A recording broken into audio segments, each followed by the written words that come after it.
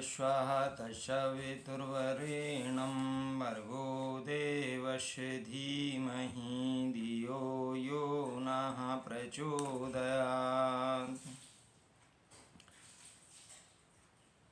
ओम परमात्मने नमः।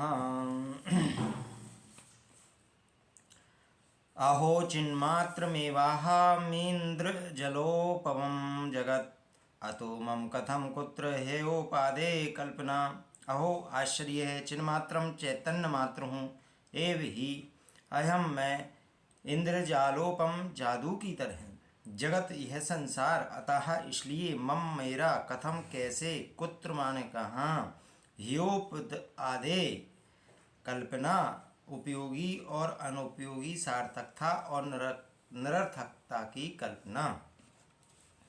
आश्चर्य है, मैं चैतन्य मात्र हूँ, चैतन्य रूप हूँ। यह संपूर्ण संसार इंद्रजाल की भांति है, अर्थात यह जगत जादुई खेल की तरह है।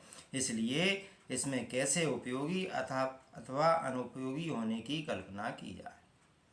कल्पित में तो दोनों ही नहीं बनते, अर्थात दोनों ही निरर्थक अर्थहीन होते हैं। राजा जनक कहते हैं कि मैं आत्मस्वरूप हूँ और आत्मा हेतु यह संपूर्ण संसार इंद्रजाल की भांति माया जाल रूप है।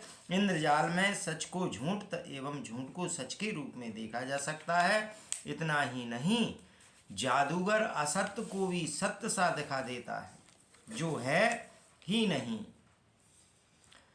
जो है ही इंद्रजाल सा।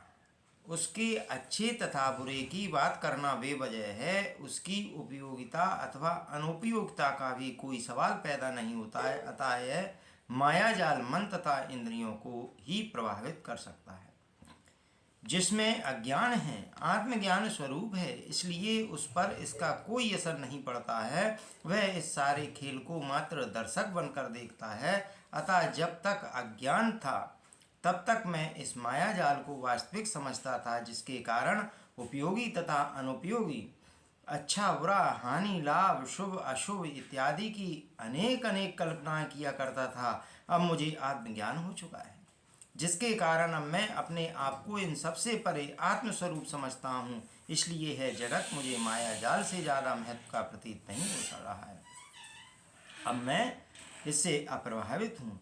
इसमें उपयोगी एवं अनुपयोगी की कल्पना भी नहीं कर सकते। अब सारी कल्पनाएं व्यर्थ हो चुकी हैं। जब सब कुछ प्राप्त कर लिया तो अब कल्पना कैसी और क्यों। इस संसार में प्राप्त करने हेतु कुछ भी नहीं बचा है। इस संसार में ना ही कुछ प्राप्त करने को है और ना ही कुछ त्यागने हेतु है। उपयोगी तथा अनुपयोगी, अच्छा बुरा, शुभ अशुभ इत्यादि की संपूर्ण कल्पनाओं के पीछे प्राप्त करने की इच्छा ही होती है। और जब इच्छा ही नहीं है तो यह भेद अपने आप ही समाप्त हो गए हैं। स्वाभाविक रूप से जो हो रहा है मैं उसी में तृप्त हूँ। कोई चुनाव नहीं है। मैं दोनों में साक्षी होकर चैतन्य में विद्यमान हूँ।